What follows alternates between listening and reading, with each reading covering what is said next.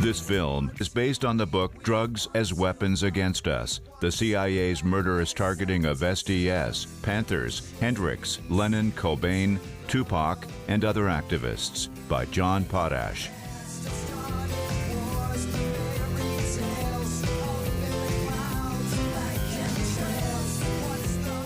The story of how the CIA used drugs as weapons against us starts with European merchants making huge profits in opium sales. Opium is derived from poppy flowers and is the precursor for making opioid painkillers and heroin. The British East India Company, the world's first leader in opium profiteering, obtained its opium from poppy fields in an area of the British colonies along the Himalayan mountain range, between Afghanistan and Vietnam, the world's largest regions of poppy fields. A group of American opium shipping families partnered with the British East India Company to gain vast wealth and global dominance. The wealthy political families of the British East India Company influenced their country's participation in two opium wars with China from 1839 to 1860. When the new trend of opium smoking began to become a severe problem in China, its leadership tried to ban the importation of opium into China. In response, Britain fought two wars with China, eventually forcing China into a treaty relinquishing control of its ports and trade, as well as accepting the British opium imports. This resulted in a crippling, widespread epidemic of opium addiction in China. Britain subsequently gained cheap access to China's resources, gained control of the main Shanghai province inside what is called the Golden Triangle for opium crops, and separated Hong Kong from China. The BBC reported that Britain continued shipping opium into China well into the 1900s. So this most bustling of British colonies was built on a drug which stupefies people. Even more remarkably, the British continued to ship opium into China until well into the 20th century.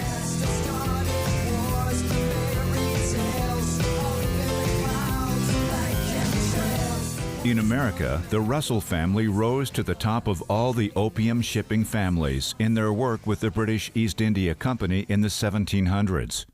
This Yale Standard article describes how they intermarried with other wealthy New England families, such as the Cabots and Pierponts. Tycoon John Pierpont, J.P. Morgan, descended from the latter family.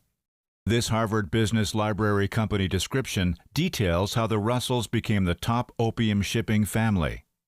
These families put much wealth into the Ivy League colleges and formed secret societies such as Yale's Skull and Bones in 1833, who gave their members today's equivalent of $200,000 each upon graduation.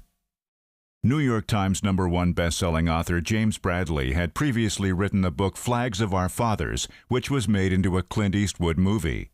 He spoke about his third book, The Imperial Cruise, at the Atlanta History Center. His research for that book uncovered how many of the Ivy League colleges were started by top opium traders. Cabot House at Harvard, I discovered, that's opium money. You know the Skull and Bones Society at Yale?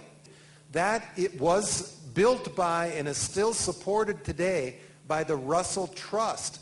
The Russell family were the biggest opium dealers in China. If you are appointed the president of Columbia University tomorrow, it's the Low Library. That's dedicated to an opium dealer.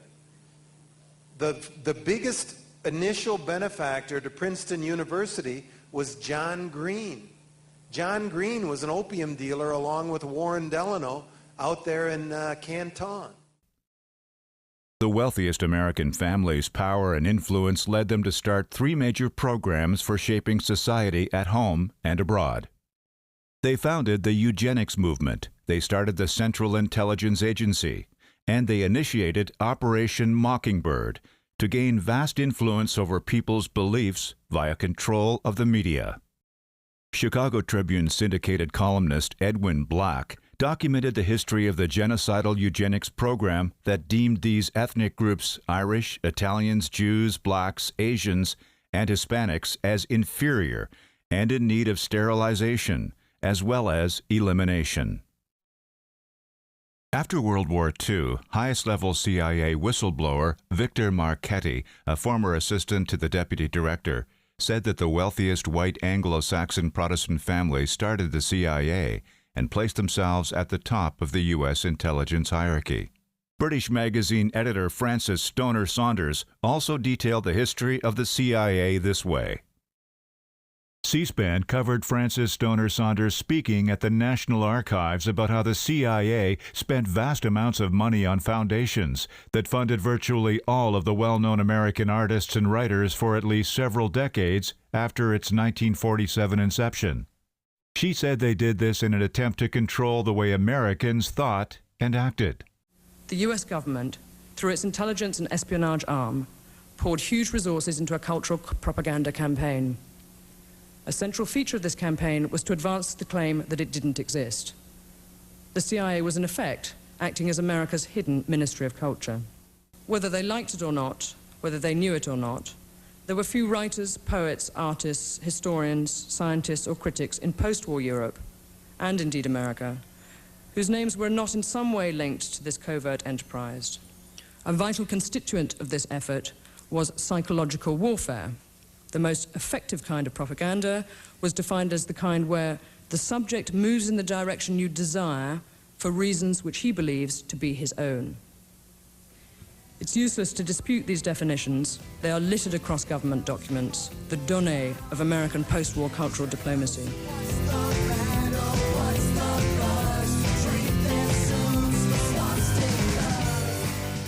The eugenics-funding oligarchs led by the J.P. Morgan and Rockefeller families used their immense wealth and power to gain vast control over Americans' information in various ways.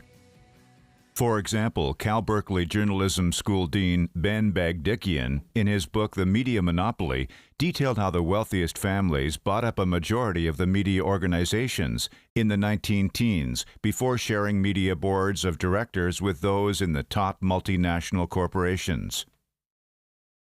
Bagdikian found that increasing monopolization has reached the point of 6 corporations controlling over 90% of our information. Also, Watergate muckraker Carl Bernstein then published the findings of the U.S. Senate Church Committee in 1977 that showed how over 400 members of the media, mostly the ownership and management, lived dual lives in their work for the CIA. The Rockefeller and J.P. Morgan lawyer Allen Dulles headed the OSS and then became the CIA director when he helped save thousands of Nazis to do the oligarchy's bidding at home and abroad. Attorney John Loftus worked for the Justice Department in President Jimmy Carter's administration when he was assigned to research U.S. intelligence files on saving Nazis. Nazi scientists, doctors, and engineers were brought to the U.S. and put on the government payroll in a top-secret operation run by Joint Chiefs of Staff under the codename Paperclip. One of the CIA's top collaborative projects with Nazi scientists involved exploring how they could use drugs in warfare against leftist leaders in the U.S. and abroad. These projects evolved into the CIA's top program that it started in 1953, Project MK-Ultra, focusing on the use of LSD and other drugs in these applications. One of MK-Ultra's top sites was the same location where the oligarchs ran the eugenics program, Cold Spring Harbor.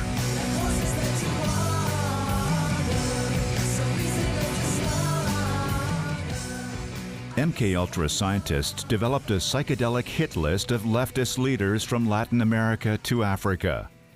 For example, they planned to target Cuba's Fidel Castro and Che Guevara, as well as Ghana independence leader Kwame Nkrumah, all of whom they planned to dose, meaning to involuntarily give LSD. Congressional hearings eventually exposed Project MK-Ultra running from 1953 to 1964, after researchers found that its name was changed to MK-Search, which ran until at least 1973. The Congressional Committee gathered 16,000 documents on Project MK-Ultra and found that it included 149 sub-projects. The hearing coincides with the release of 16,000 pages of declassified CIA documents about the agency's Project MK-Ultra, which ran from 1953 to 1964. It is from these documents and the findings of the subcommittee that investigators can piece together some of the projects that were part of the largest mind control program in the history of the United States. The CIA's MK-Ultra program became an umbrella name for operations involving drugs and also hypnosis. This picture is from a documentary detailing how MK-Ultra scientists first offered incentives to over 1,000 soldiers at Edgewood Arsenal to try LSD and 24 other MK-Ultra drugs, listed here from one final report from 1955 to 1967. In another report on just LSD, when surveyed up to 19 years later, about a quarter of these test subjects stated still having lasting negative effects from LSD. Other experimental tests showed that LSD was contributing to mild cerebral damage and further mental health problems. But the Army's own study revealed one disturbing and forgotten statistic. 24% of the volunteers re-examined had reported long-term adverse effects. Not physical, but psychological. While this document shows the CIA was working on the use of LSD and other drugs for unconventional warfare, evidence supports that the battlefield would include whoever opposed their racist pro-war agenda, particularly Americans. MK-Ultra scientists then conducted what this U.S. Senate report said was projects involving the surreptitious administration of LSD to unwitting non-volunteer subjects at all social levels. One key reason may have been related to a CIA document statement of the developing goal of using LSD to develop means for the control of the activities and mental capacities of individuals, whether willing or not. Accumulating evidence suggests this would become the unstated achievement and the CIA's MK-Ultra agents' motivation for its ever-increasing distribution of LSD.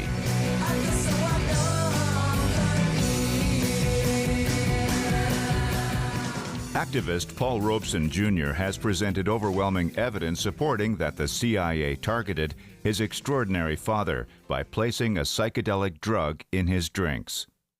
Paul Robeson Sr. was an All-American football player in college. He graduated from Columbia University Law School and was a world-renowned singer and activist, and he eventually learned to speak 20 languages. Several weeks before a planned trip to meet with Cuban leaders Fidel Castro and Che Guevara in 1961, Paul Robeson had traveled to Moscow to sing and lecture. Americans in his hotel threw a surprise party in the room next to his and convinced him to attend. Paul Robeson Jr. described this incident to Amy Goodman on Democracy Now!, the radio program. Wild party, all kinds of people wandering in and out, including dissidents, refuseniks, obviously anti-Soviet people, disturbed him very much. What happened was, he told me afterwards, a couple of days later when I saw him, he was in good condition, that he had hallucinated, not to give the details, but like you do on an LSD trip, then been terribly depressed. What is BZ? BZ is a special drug to produce extreme hallucination and then extreme depression developed by the CIA. LSD, it was developed on many campuses, you see, and the spin-off from the experiments, it was LSD, which is a weaker version of BZ. But the BZ was used on Frank Olson and on other victims to get rid of political enemies, foreign and domestic. Robeson Sr. ended up in a hospital under the care of doctors who used MK-Ultra depatterning techniques. They gave Robeson 54 electroconvulsive shock treatments at overly high doses, permanently damaging his mind and sabotaging his career.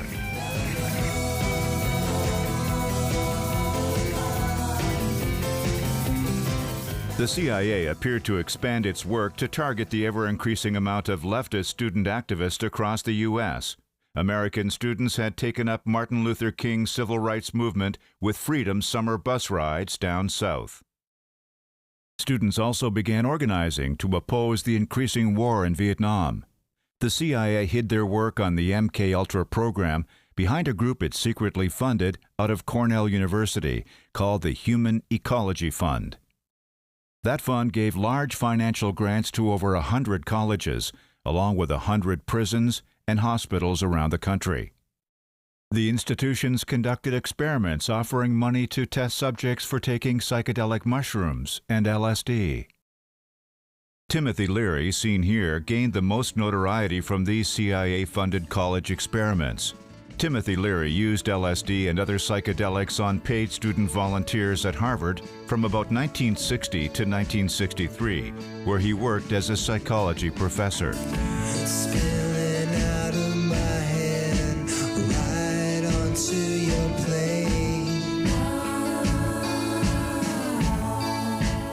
Harvard kicked Leary and his collaborating fellow professor Richard Alpert out of the university near the end of the 1963 school year. Leary ended up starting an international organization promoting LSD use. Two members of one of the world's wealthiest families stepped in to aid Leary's promotion and distribution of acid. William Mellon Hitchcock, seen right with Leary, and his sister Peggy Mellon Hitchcock put a massive amount of money into Leary's group. The Mellon Hitchcock family owned Mellon Bank and Gulf Oil, while also having members who were U.S. intelligence veterans. Leary housed his group in William Hitchcock's New York mansion on a 2,300-acre estate in Millbrook, New York, from late 1963 until late 1966. We know we don't have the full story. We do, however, have some striking new revelations and insights. It was here that the first halting steps toward mind control began. The safe houses were not the only testing grounds. Millions of dollars would be spent on LSD research at universities throughout the country. And word would begin to spread on campus about this so-called mind-blowing drug.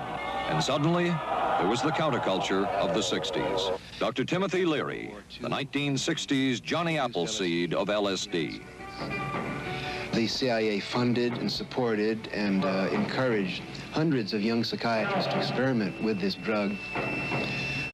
In 1975, one of New York's top alternative newspaper publishers, East Village Other founder Walter Boart, interviewed Timothy Leary for Freedom magazine.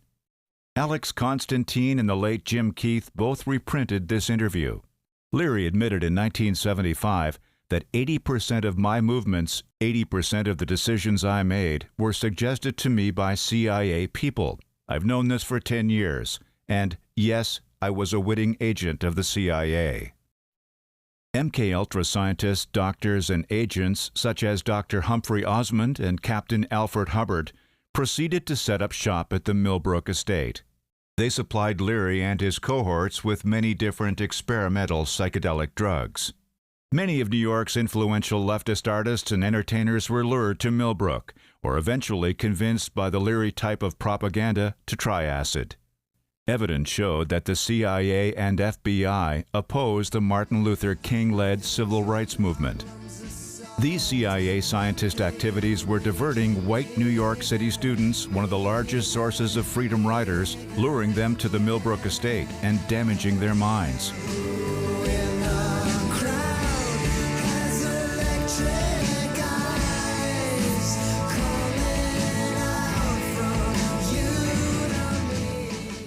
U.S. intelligence also opposed the leftist activists in the historically progressive San Francisco Bay Area.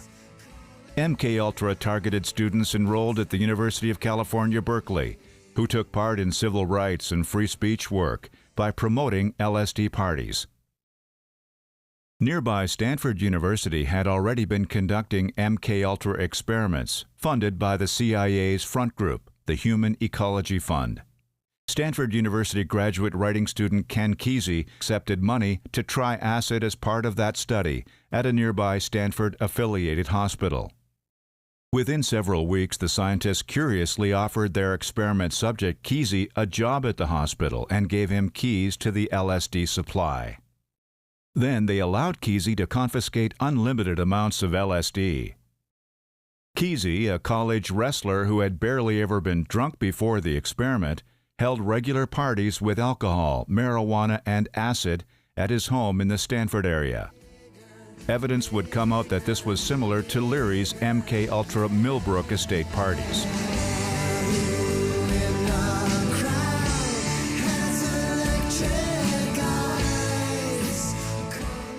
When the MK Ultra University experiments ended around 1963, an interesting romantic couple, Augustus Owsley Stanley III and Mary Cargill, stepped in to supply Ken Kesey with vast amounts of acid. This couple came from two of America's wealthiest families. Owsley Stanley's family was Kentucky blue blood. Owsley's father was a government lawyer, and his grandfather was a Kentucky governor and U.S. senator. A Kentucky county bears his family name. Cargill's family founded America's largest privately owned company. Owsley supplied Kesey and then California with unlimited acid. The super-wealthy Mellon Hitchcock family soon joined Owsley Stanley in trafficking acid nationwide.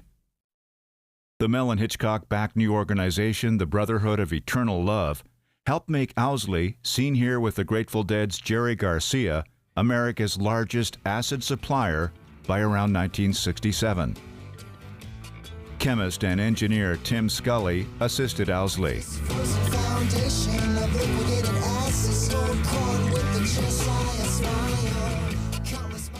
In the summer of 1964, Owsley, Kesey, and a group who called themselves the Merry Pranksters used a trip Kesey was making to New York as an excuse to start a cross-country promotional tour of acid.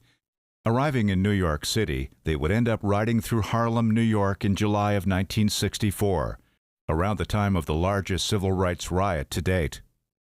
Was this a purposeful introduction of this neighborhood to acid? That the pranksters would later bring acid to Watts, Los Angeles in 1966 after blacks rioted against police brutality there suggests it was. Ken Kesey and the pranksters then returned to the San Francisco Bay Area and threw the first acid test party with the band The Warlocks. The party was held at prankster Ken Babb's 400-acre ranch. The acid test band The Warlocks soon changed their name to the Grateful Dead. Acid tests were parties with large amounts of Kool-Aid mixed with many hits of acid. Many people would be involuntarily dosed by each cup they drank. Ex-Marine officer Ken Babbs and former Army Commander Stuart Brand proceeded to organize a 3-night acid test that they called the Trips Festival. Thousands attended this event, and many were voluntarily and involuntarily introduced to acid there.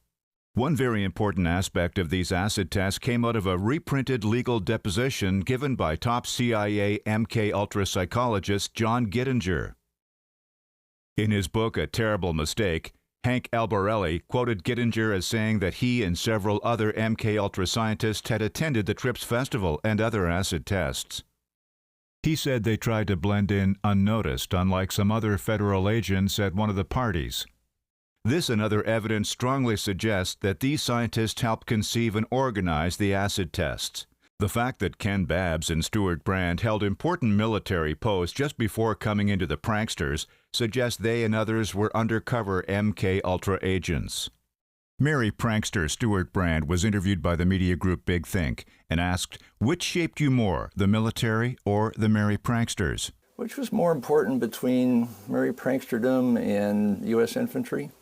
They're about equal and matched in sort of bookends in a way, because I was at Fort Dix, and my weekends, I was running basic training as a second lieutenant there, and then my weekends were in the Lower East Side in New York, hanging out with artists, a group that later be called USCO, and messing with psychedelic drugs, and the week contrast was just the sort of life you want to have as a young man. I was in charge of a platoon, and 50 people, including some very experienced sergeants. One of the things I found with Merry Pranksters and the Ken Kesey group is that there were a number of ex-military people in that group. Kesey was not, but his number two, Ken Babbs, had been a helicopter pilot with Marines in Vietnam.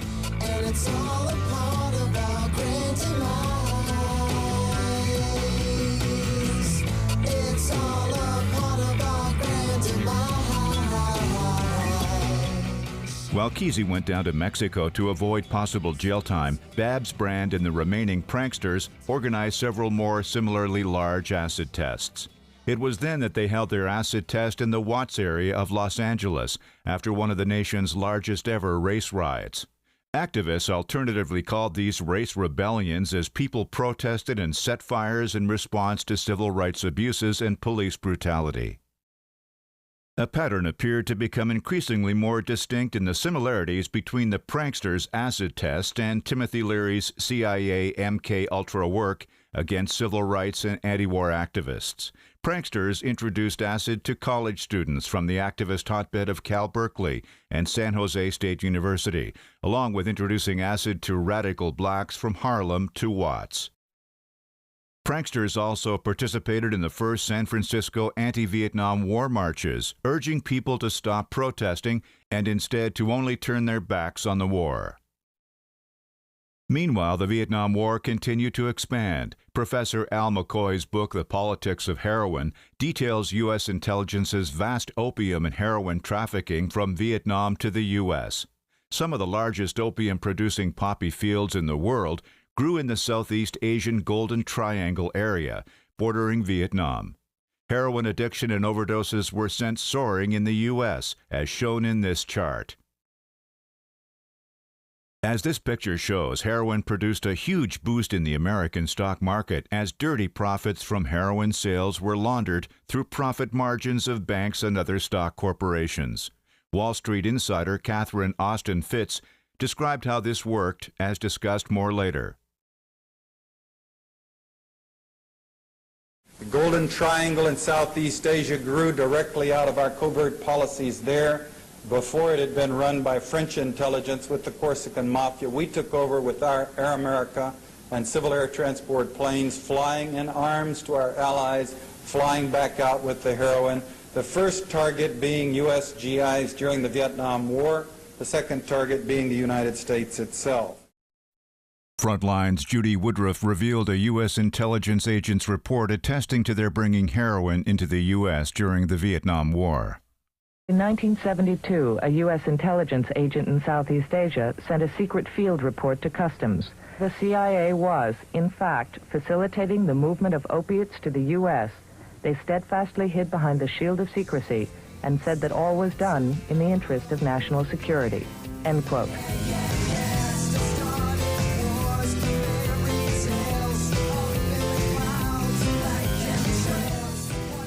The four top political icons of the 1960s, JFK, RFK, MLK, and Malcolm X, were actively trying to end the Vietnam War. President John F. Kennedy had an apparent political sea change while in office and ended up declaring an end to sending troops to Vietnam. He also tried to close down the CIA's Operation MK-Ultra, firing the CIA director and his assistant who helped run it. Is there any speed up in the withdrawal from Vietnam? Well, as you know, when Secretary McNamara and General Taylor came back, they announced that we would expect to withdraw 1,000 men from South Vietnam before the end of the year. And there's been some reference to that by General Hawkins. If we were able to do that, that will be our schedule. I think the first. A policy was put into place to end the U.S. involvement in Vietnam, and a formal presidential decision was taken in October of 1963 that would, if implemented, have caused a full pullout of U.S. forces from Vietnam by the end of 1965. And it's clear that he did. We have all of the documents involved in the making of the decision, including the decision itself, and including actually tapes of Kennedy ordering that decision to be taken. President John Kennedy and his Attorney General brother Robert Kennedy also went after mafia bosses such as New Orleans drug trafficking kingpin Carlos Marcello. Numerous researchers, such as Professor Peter Dale Scott, argue that some of these factors led Marcello, the CIA, and the oligarchs to orchestrate the 1963 assassination of JFK. He was the boss, the mafia boss of New Orleans. He controlled not only Louisiana, he controlled Mississippi, Alabama, and Texas, included Dallas. And his first mission is to go after the mafia. At Dealey Plaza, there were 10 men arrested, and this has been kept secret for more than 4 years. Here are the pictures of 5 of them being arrested, and they've never been shown before. Several of these men arrested have been connected by our office with a central intelligence agency of the United States government.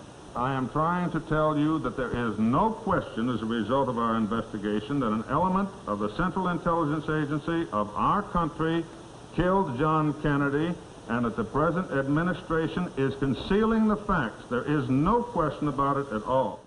2 years later, gunmen assassinated the first black activist to speak out against the Vietnam War, Muslim leader Malcolm X. On April 3, 1968, exactly 1 year after publicly pronouncing his opposition to the Vietnam War, a gunman assassinated Dr. Martin Luther King Jr. Researchers such as King's friend and attorney William Pepper say that U.S. intelligence assassinated MLK, partly due to his anti-war pronouncement and partly due to his refocusing on economic issues.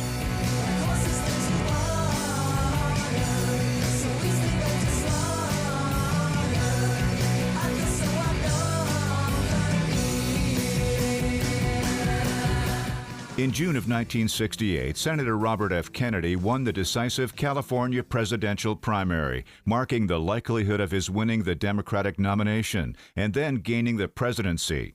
RFK often touted his growing anti-Vietnam War stance before his assassination the night of winning that California presidential primary.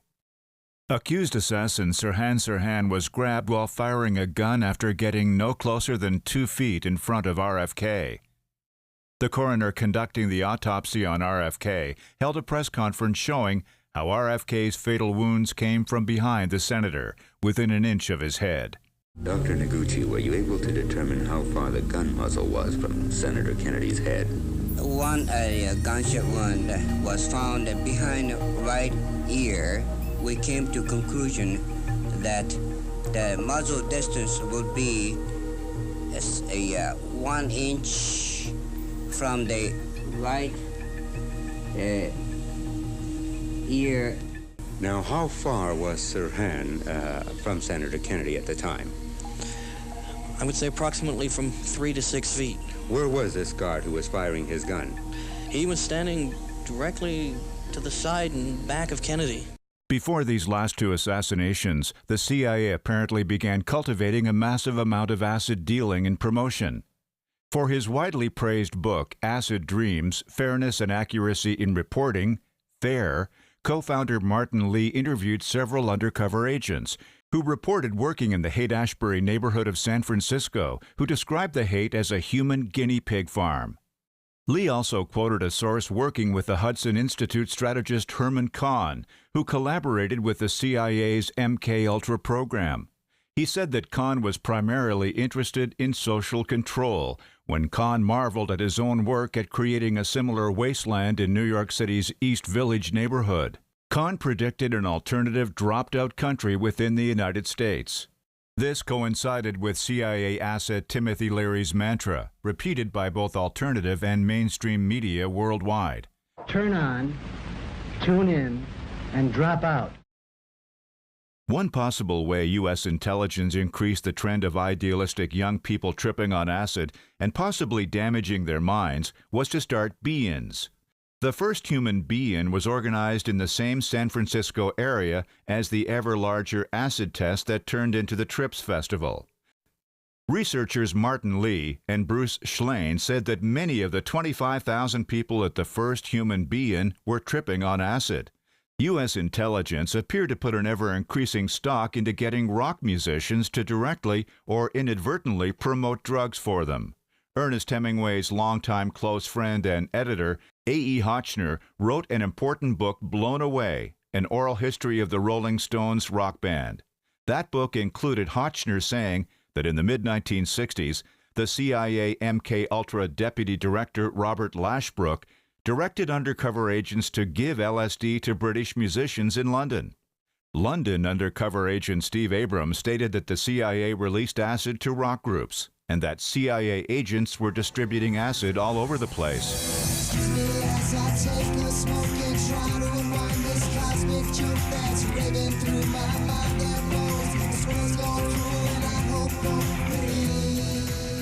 This draws more scrutiny to the 1965 incident where the Beatles guitarist George Harrison's dentist, John Riley, invited John Lennon, his wife Cynthia, Harrison, and his girlfriend Pattie Boyd over for dinner. Pattie Boyd and Cynthia Harrison described the scene in detail, and the Beatles agreed about what happened. Riley and his girlfriend proceeded to put LSD in the coffee Lennon and Harrison drank, without their knowledge.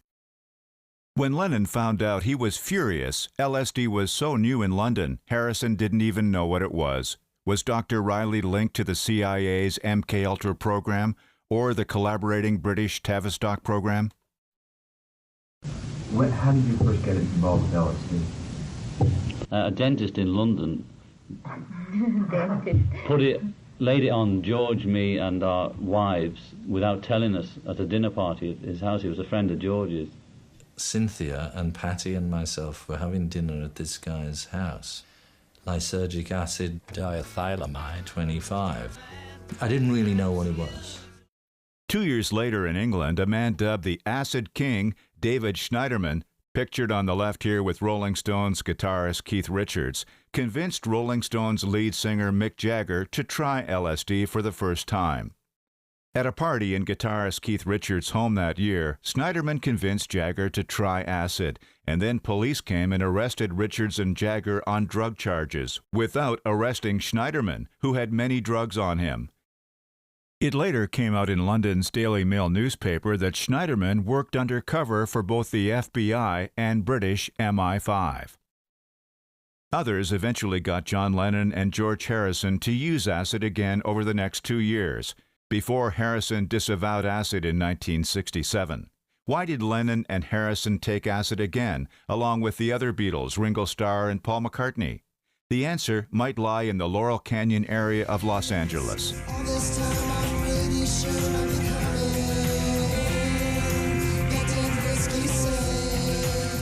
The late author Dave McGowan wrote an extensive expose on the rise of Los Angeles' Laurel Canyon neighborhood. McGowan's evidence supports that U.S. intelligence orchestrated the rise of Laurel Canyon as the home for dozens of almost instant music stars.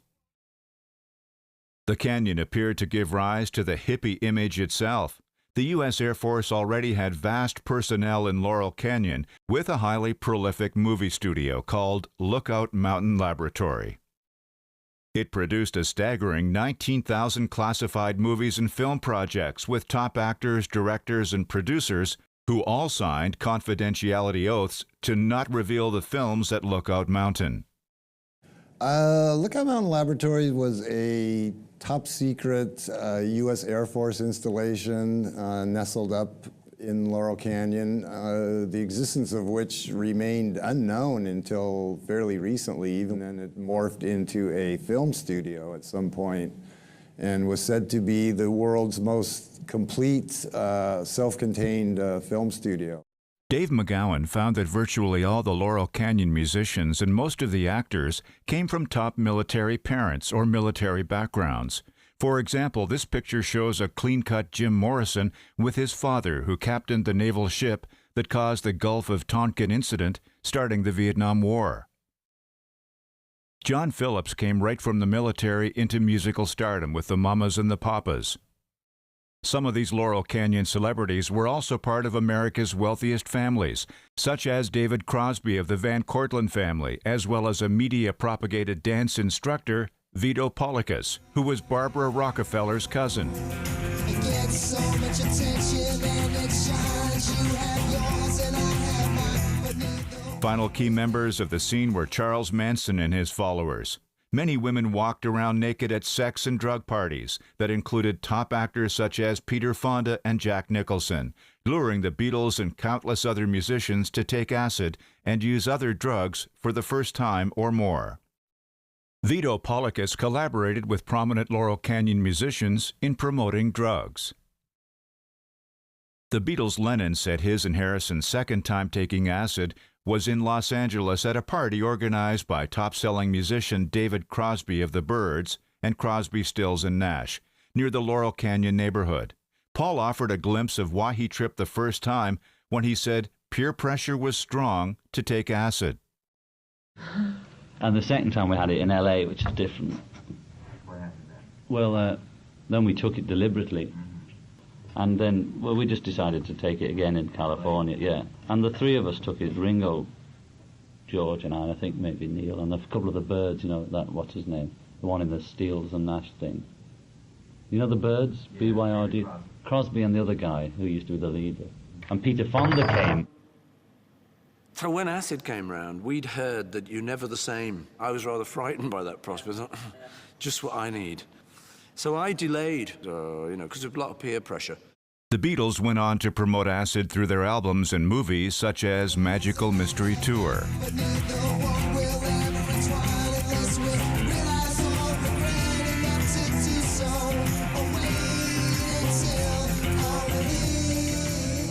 Regarding the Rolling Stones in particular, British authorities continued to use the drug charges from the FBI's Schneiderman drug setup to control the increasingly outspoken anti-war Rolling Stones musicians.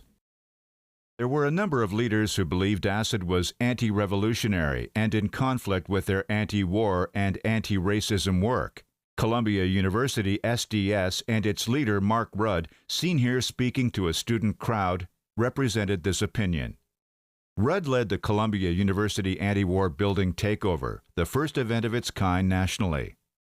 The Columbia SDS marched in and occupied the university's main buildings for many days to protest the Vietnam War and government's racist actions, inspiring similar SDS-involved college building takeovers nationwide.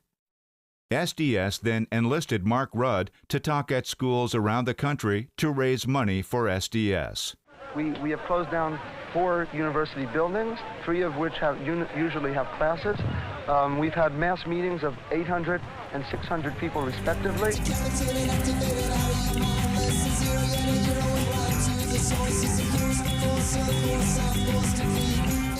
By 1969, the Students for a Democratic Society had grown to nearly 100,000 members.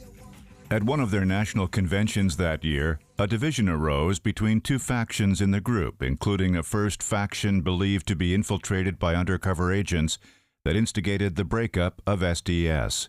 Bernardine Dohrn headed the second faction after having been elected one of the SDS leaders that year.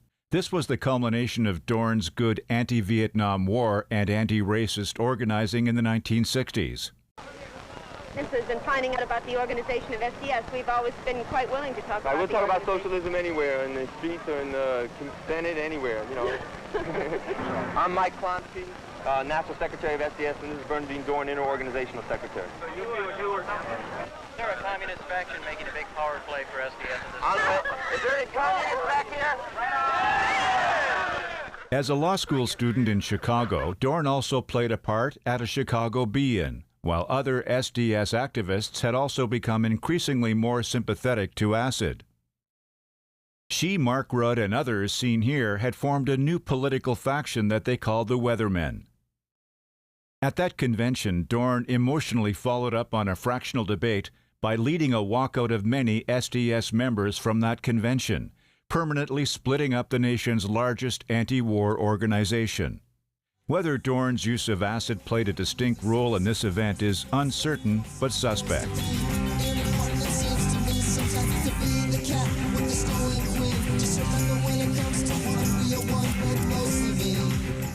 FBI documents showed that agents had infiltrated Abbie Hoffman's Youth International Party, or Yippies. By the summer of 1969, an offshoot group of New York's Yippies, the Crazies, had unsuccessfully tried to chide Columbia SDS leaders into taking acid. Undercover FBI agent George Demerly was a leader of the Crazies. Rudd and a number of other Columbia SDS members were active in the Weathermen faction. At one of their New York parties, the Crazies spiked the New York Weathermen's punch with acid.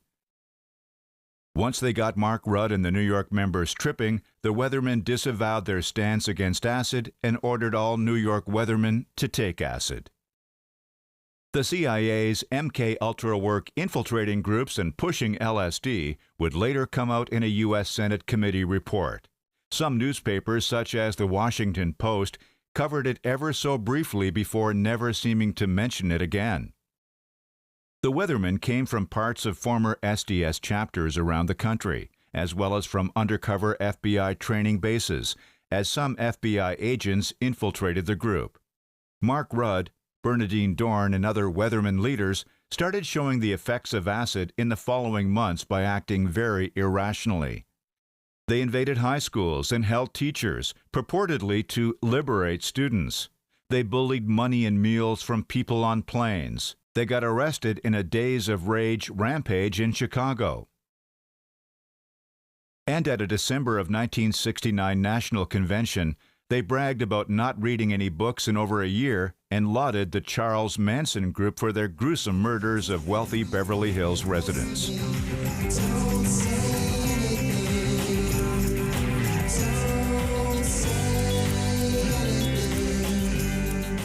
It took some months for Dorn and others to realize they had grown highly irrational and to at least apologize publicly for lauding the Manson murders.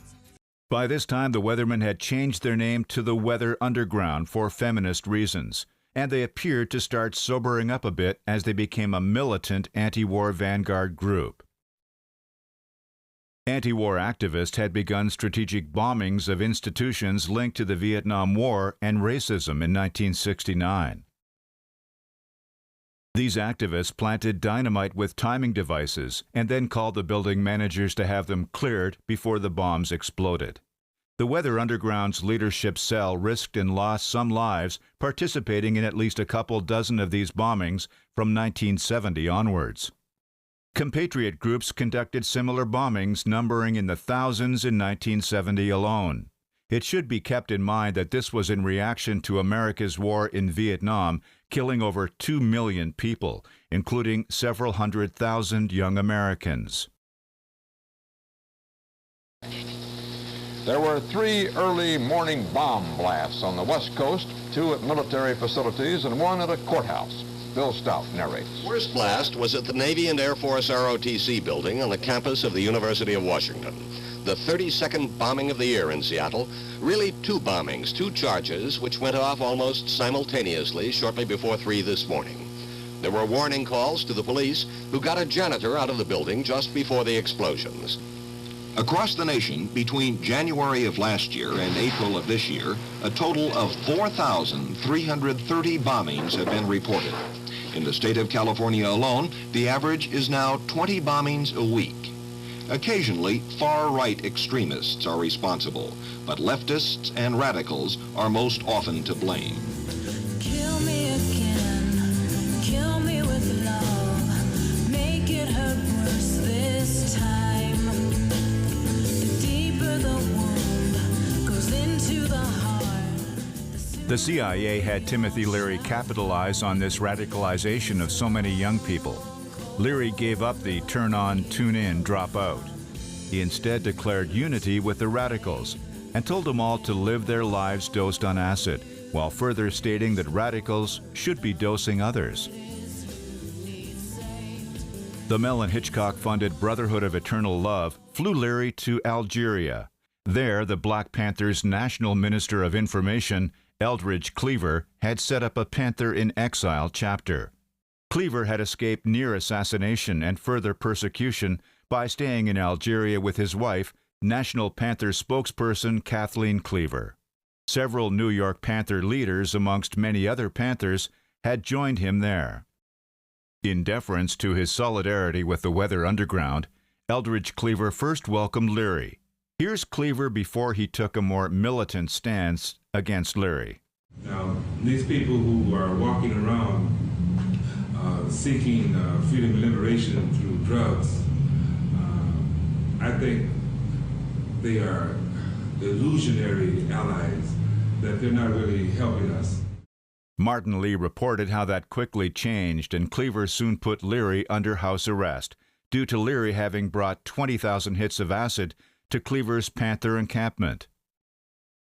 Cleaver spoke of LSD as part of a drug-induced totalitarianism and sent a message to acid-crazed youth that their God is dead as his mind is blown by acid, in referring to Leary. The Brotherhood of Eternal Love and the CIA helped get Leary out of Cleaver's house arrest and back to the U.S. Once there, Leary told the FBI the names and locations of various New York Weather Underground members, and they were arrested. Don't follow leaders, words which have proved prophetic after today's revelations that Timothy Leary, guru of 60s counterculture, collaborated with the FBI and named names in the underground movement. Leary, who died 3 years ago, was famous for preaching anti-establishment slogans like turn on, tune in, and drop out. He could have added inform.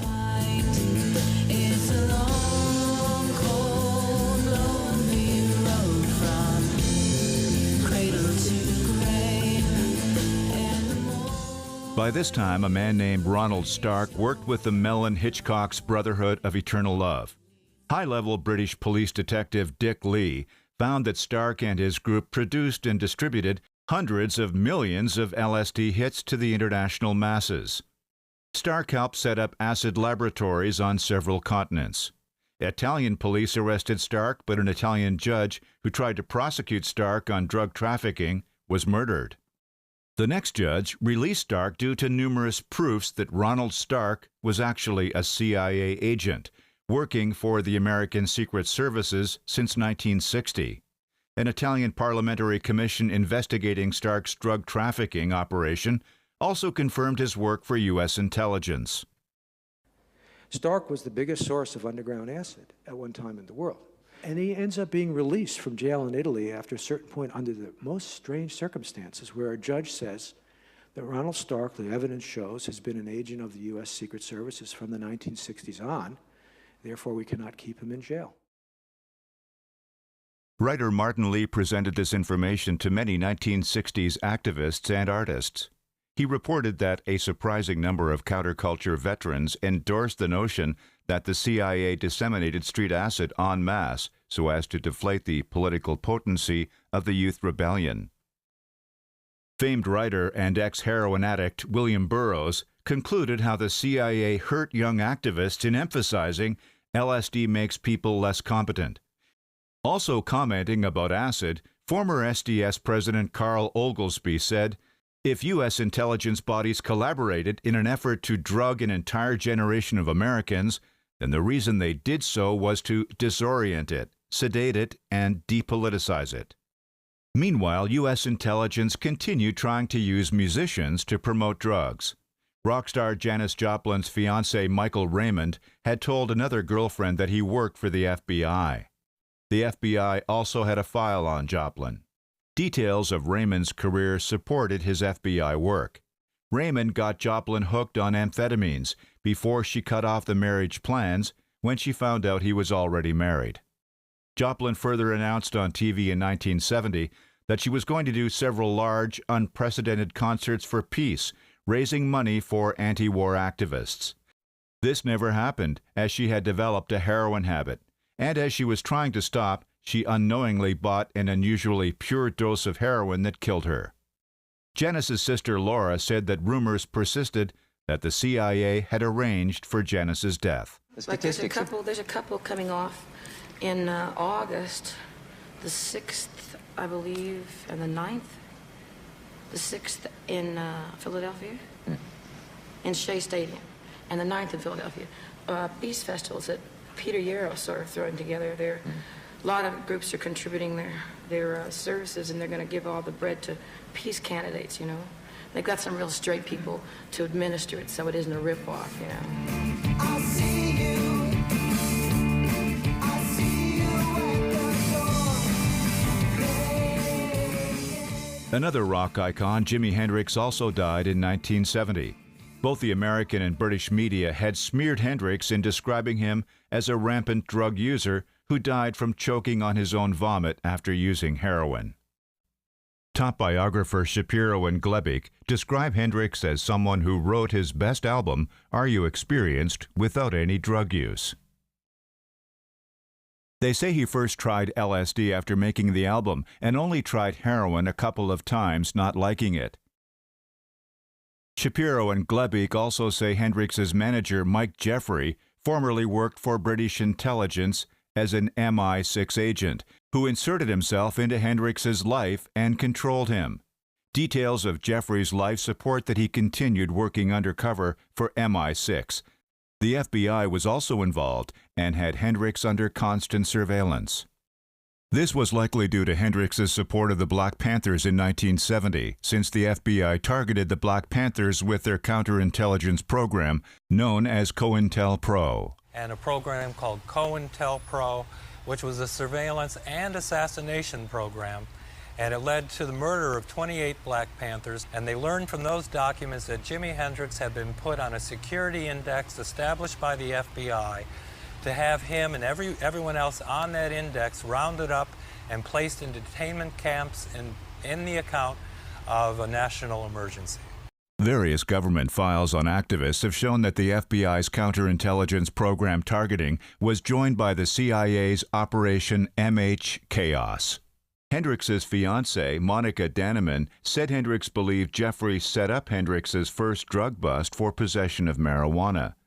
She said Hendrix then thought Jeffrey dosed Hendrix's drink with a large amount of acid, and Hendrix thought it hurt his guitar playing during an anti-war benefit. Danneman also said Hendrix became very radical politically and had stopped taking acid in 1969 after Martin Luther King's 1968 assassination. Hendrix started dedicating albums to the Black Panthers and planning political projects. Danneman further said Jeffrey threatened her life if she came out with her book on the guitar legend a year after Jimi Hendrix's death. She ultimately released the book about 25 years later. She died, purportedly of a suicide, within a year of that release. In 2011, a Hendrix roadie published a book saying that Mike Jeffrey admitted to him that he had Hendrix killed. Mike Jeffrey is an interesting take. He begins working for the government in the national service. He works into the military. He joins military intelligence, and at that point, his career enters an obscure phase. So there's little known about his activities with MI6, except to say that he was stationed in Egypt and he spoke Russian fluently. He actually confessed to a jazz producer by the name of Alan Douglas, who was a good friend of Jimi Hendrix, that he had something to do with the murder. He wasn't entirely clear about it, but it was clear to Alan Douglas that Michael Jeffrey was making a confession.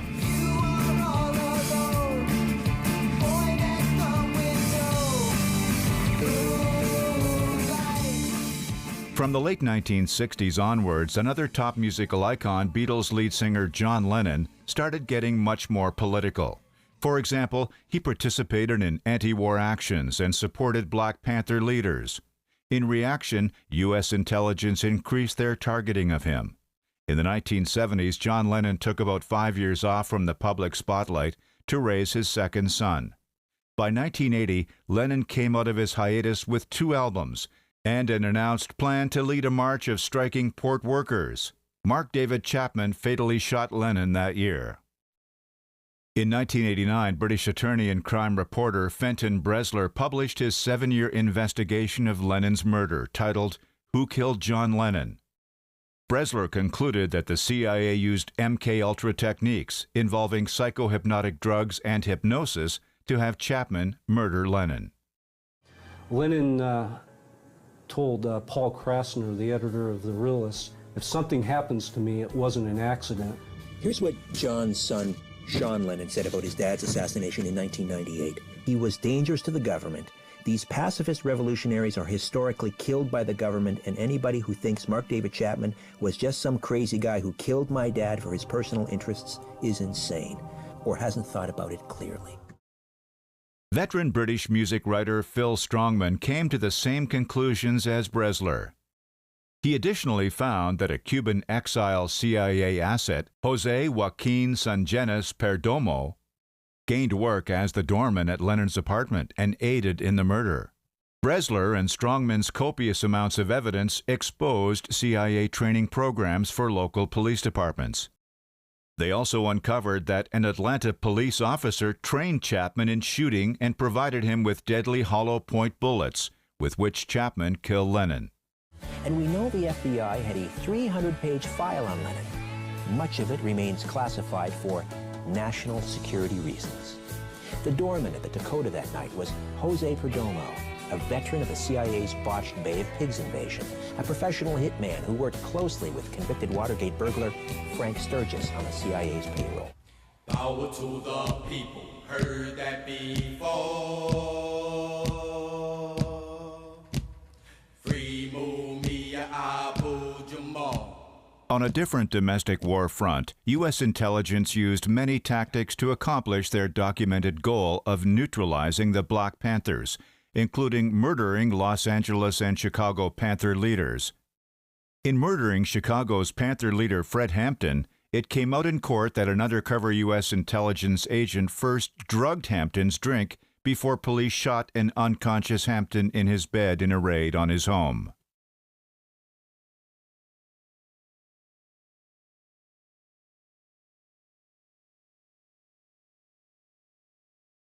The CIA had liaison projects with police forces all over the United States. COINTELPRO was the code word for counterintelligence program, and it was a program that the FBI created in 1956 to go after the Communist Party with intentions of trying to neutralize the party, put it out of business. In 1967, they start what became known as MH Chaos, a code word for illegal domestic operations within the United States. You might murder a freedom fighter like Bobby Hutton, but you can't murder freedom fighting, and if you do, you come up with answers that don't answer, explanations that don't explain, you come up with conclusions that don't conclude. Extraordinarily talented.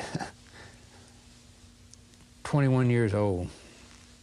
They always had local police departments do their dirty work, and they began to devise a scheme that culminated in his assassination while he was asleep, drugged by his security officer, who was also a police informant. City police in Chicago murdered Fred Hampton. In essence, was an assassination authorized by the FBI, or sanctioned by the FBI. The FBI is considered an attempt to try to smash the Black Panther Party. They stopped actually attacking us. Didn't mean they didn't have no covert crap going on. Infiltration of cocaine into the Black Panther Party, its leadership, Huey P. Newton being the main target. And every once in a while, I says, why are you snorting this cocaine? This ain't the thing. I had clear impression that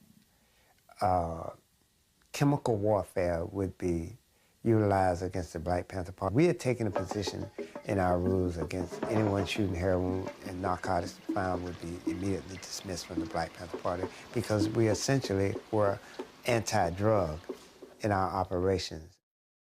Evidence also supports that U.S. intelligence used undercover agents such as professed undercover agent infiltrator Earl Anthony and Elaine Brown to hook National Black Panther co-founder Huey Newton on cocaine.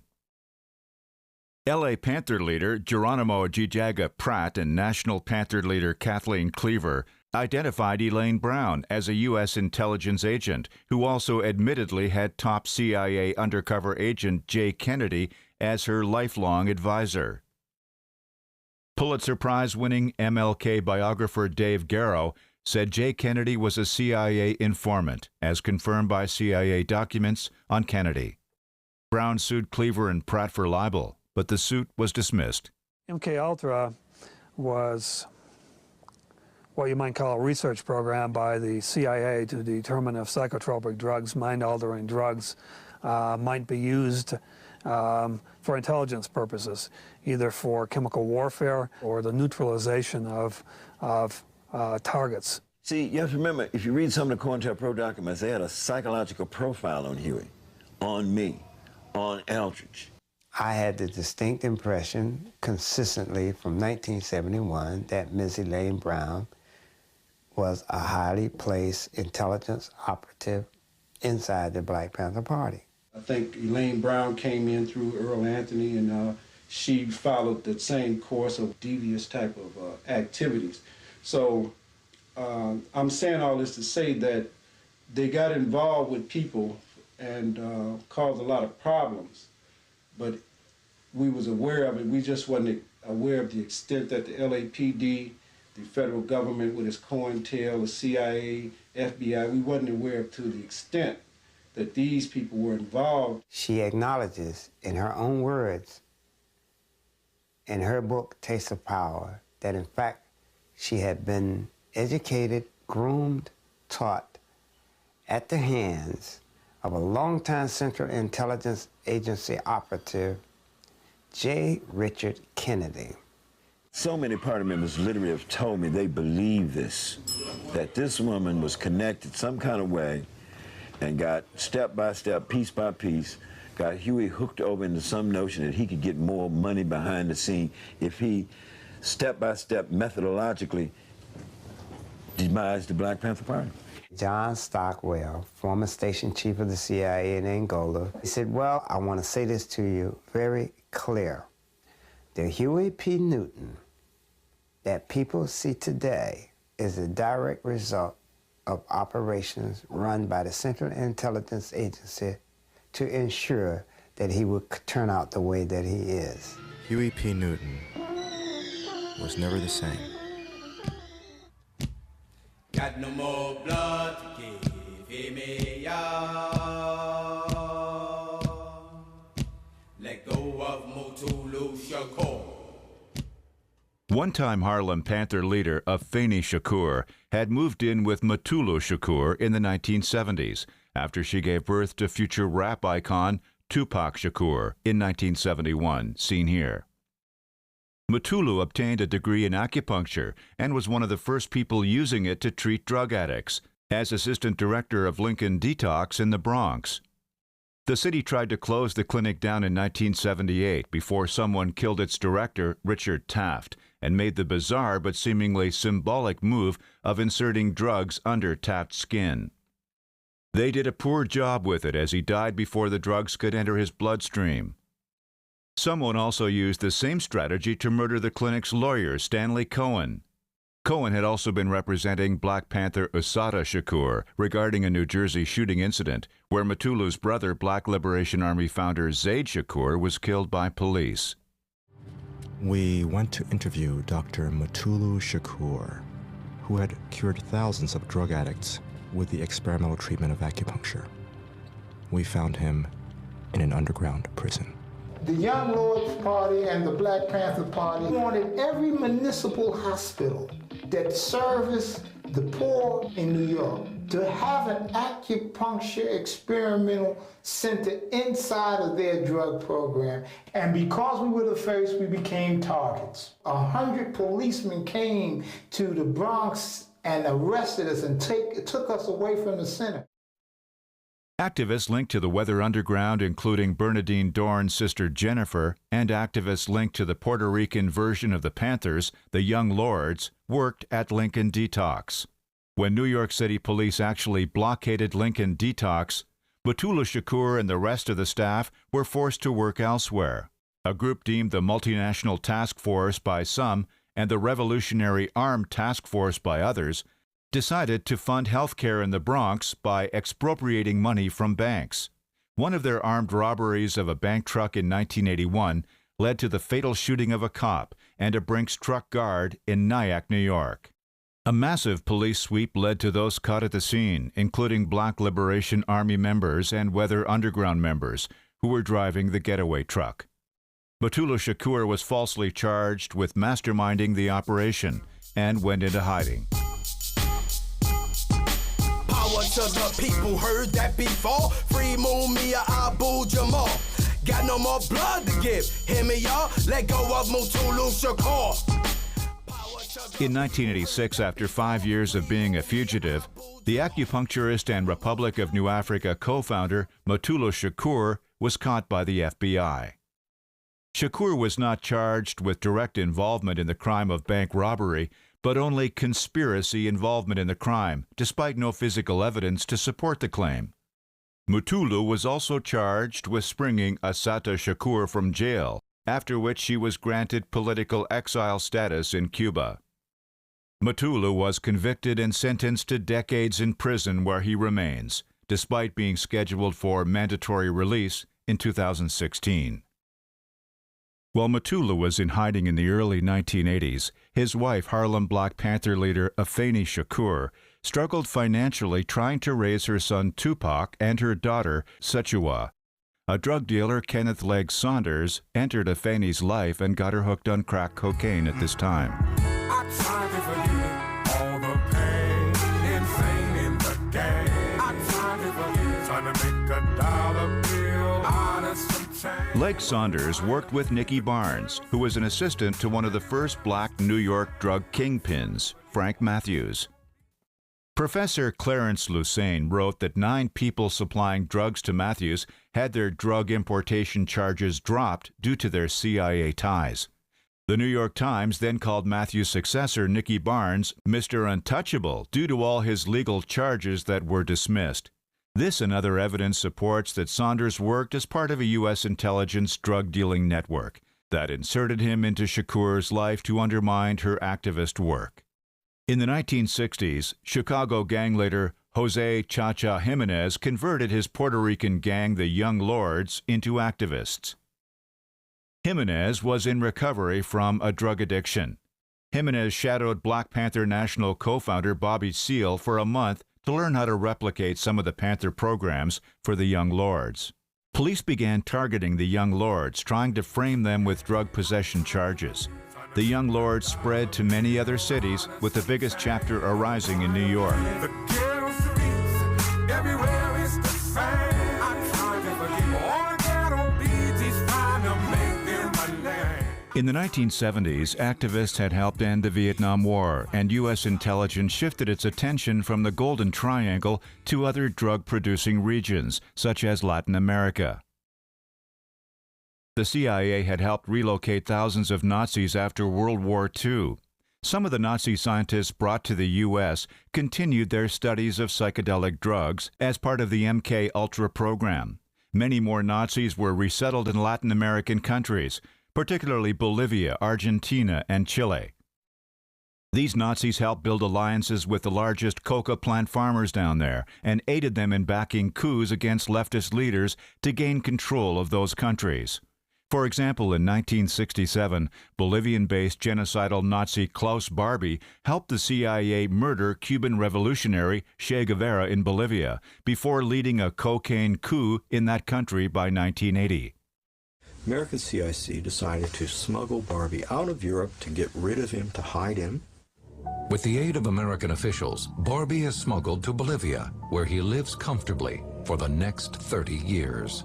A German journalist, Herbert John, knew Klaus Altmann before he was exposed as Barbie.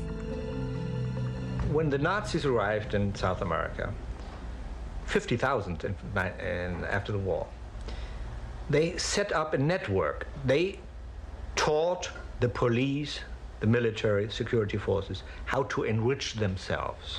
And Barbie was the man in Bolivia, and he was just the right man because he loved that work. The evidence against Barbie proved to be overwhelming. On July the 4th, 1987, he was sentenced to life imprisonment for his crimes against the French resistance and the Jews. The CIA worked with 2 Nazi colonies inside the countries of Chile and Argentina to start Operation Condor. Chile's Nazi colony helped lead the coup against elected socialist president Salvador Allende. The New York Times noted how the Chilean Nazi colony's leader tortured leftists in aid of the coup leader, with London's Daily Guardian detailing Chile's dictatorship trafficking cocaine.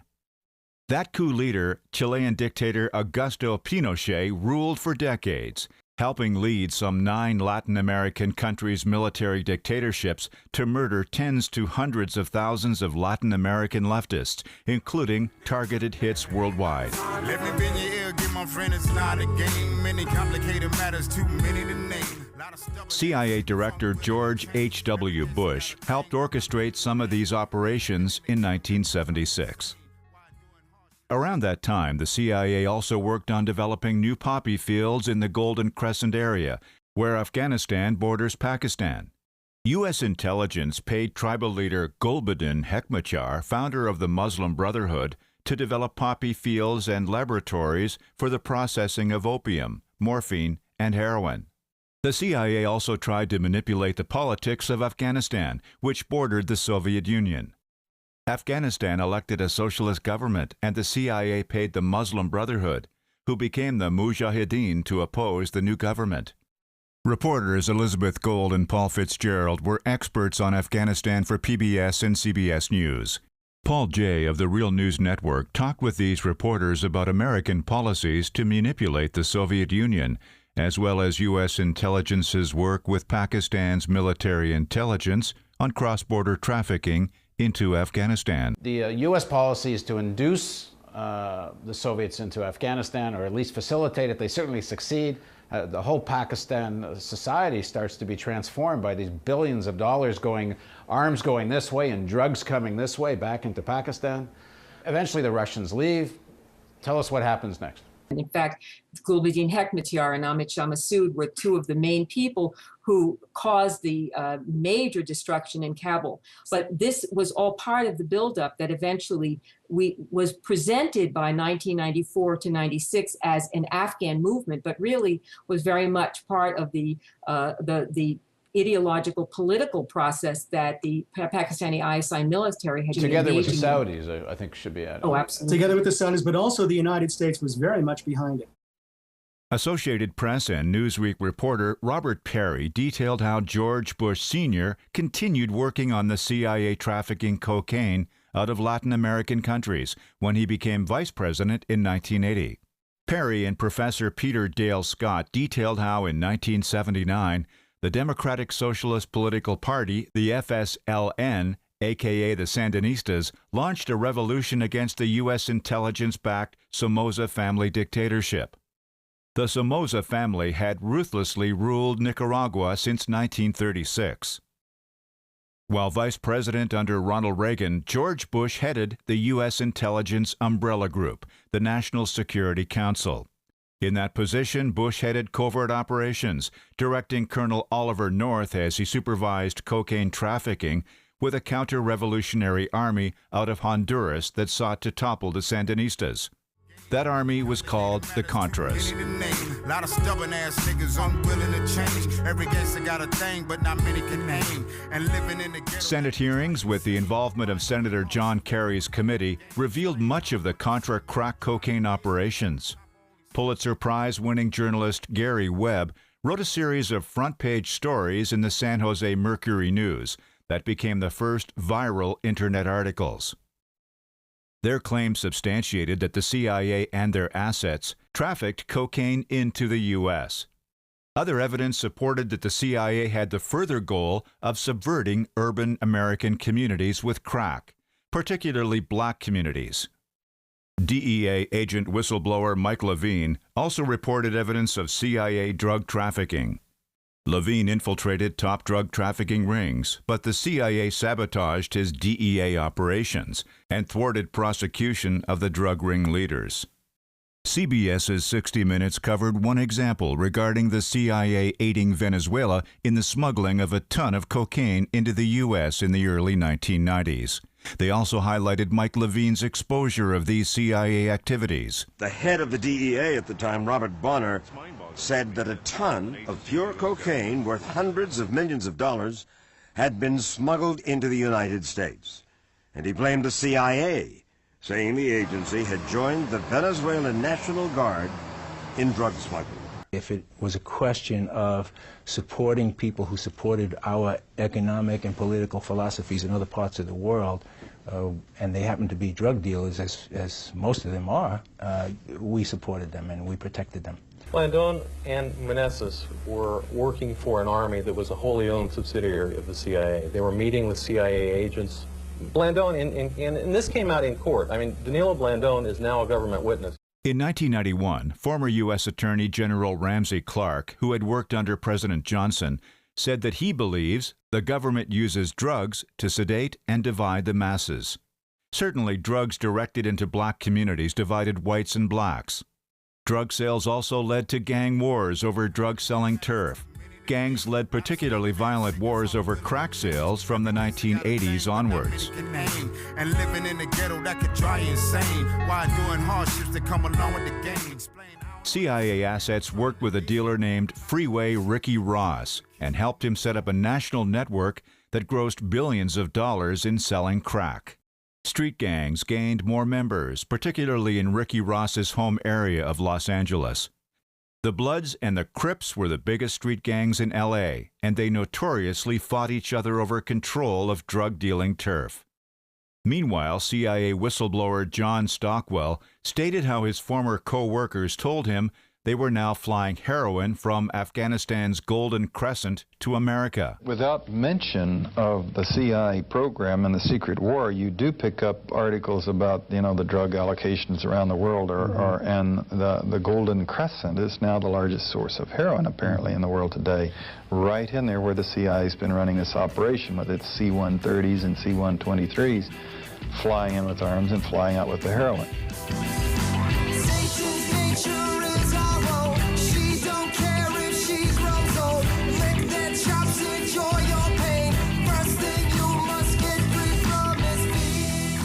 U.S. intelligence's increase of opium cultivation in the Golden Crescent area appeared to lead to more promotion in the U.S. to make demand for heroin match their supply of it. Evidence supports that the CIA psychologically profiled rising musicians. Nirvana lead singer Kurt Cobain fit the bill to inadvertently help promote heroin. Cobain had a chronic stomach ailment, and he had stated in his diary having tried heroin a handful of times for pain relief from 1987 to 1991. In 1991, Nirvana had released their first major label album, and it had a meteoric rise up the Billboard sales charts. During that rise, Courtney Love entered Cobain's life, and according to at least two friends, influenced Kurt Cobain to use heroin daily with her. After she got pregnant with his kid early in their dating, he married her with a prenuptial agreement. In early April of 1994, an electrician found Kurt Cobain dead in his Seattle home. Within hours, police stated that Kurt Cobain had committed suicide by shooting himself with a shotgun. New York Times top-selling author Ian Halperin and award-winning filmmaker Max Wallace wrote two books presenting evidence that Courtney Love aided someone killing Cobain.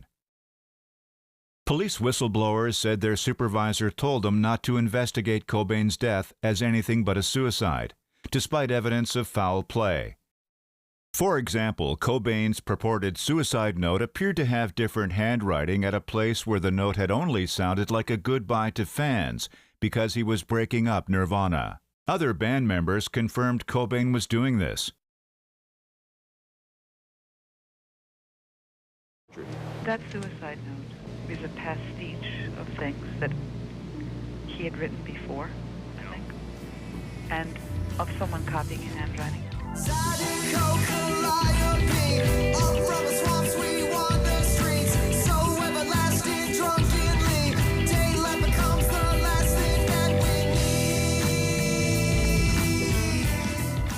A former police detective turned private detective, Tom Grant, had been hired by Courtney Love to investigate Cobain's purported disappearance.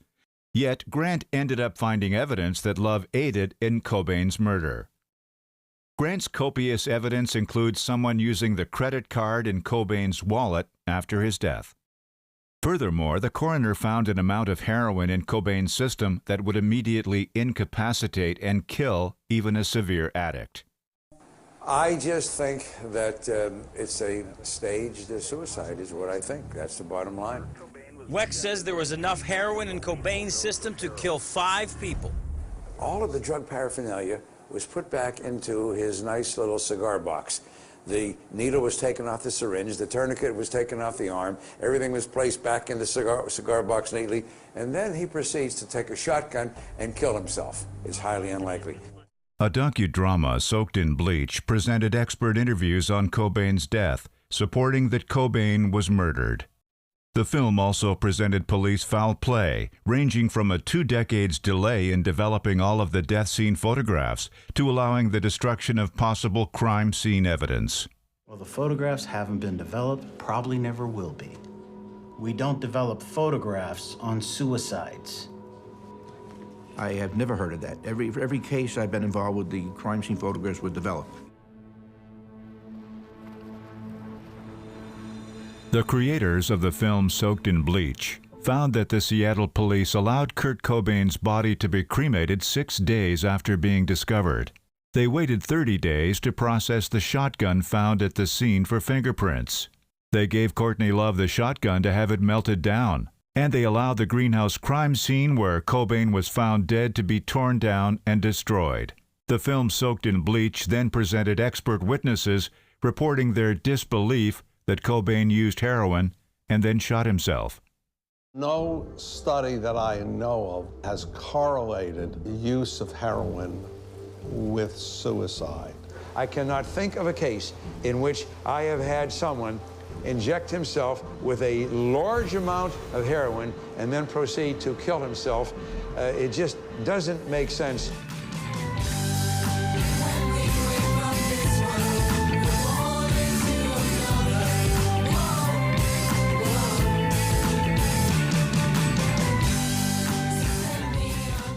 Several more aspects of Cobain's death suggest U.S. intelligence murdered the radical leftist Kurt Cobain at a time when he was gaining sobriety.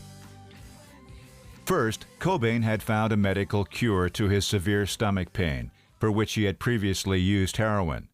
A blood test a month before he died proved he had no drugs in his system and had not been an active heroin addict. How's your stomach? Did you find anything to... It's gone. Yeah? Yeah. I finally have been prescribed the right stomach medicine after 6 years of being in constant pain. Finally, I haven't had a stomach problem for like over a year now.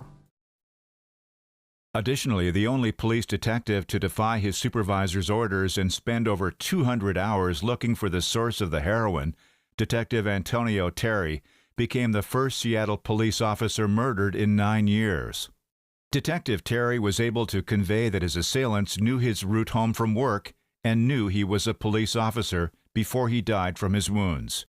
And finally, Eldon El Duce Hoke, an acquaintance of Courtney Love, passed 2 polygraph tests on national TV, stating that Courtney Love had offered him $50,000 to blow her old man's head off. You did some deal with Courtney, right? Yeah.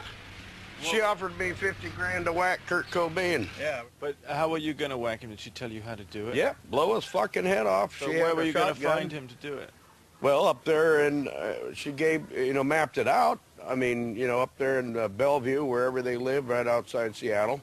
I know right where the house is. I know right what garden to pop him in. I just didn't think she was serious. But did she tell you how she wanted you to pop him? Yeah, she says, blow his fucking head off. I got the shotgun. But she didn't say anything about making it look like a suicide. Well, yeah, but if you just blew his brains out like you said, it wouldn't look like suicide. It looked like you blew his brains out, right? But I told Alan, my friend, who... I'll let the FBI catch him. El Duce had passed a polygraph test. Eldon Hoke died several days after the filming of these statements. And when we wake from this world, we're born into another. Whoa, whoa. Love's father, Hank Harrison, said the extremely wealthy parents of Love's mother, Linda Carroll, helped take his daughter away from him when she was about 5 years old, sending him into a depression. Harrison said that Courtney found him again when she was a young teenager trying to get out of a juvenile detention facility. She said her childhood therapist had sex with her and gave her psychohypnotic medications. After Hank Harrison got her out, he found that she had developed a drug addiction. Award-winning journalist Melissa Rossi documented how Harrison also said Courtney was prostituting herself as a teenager.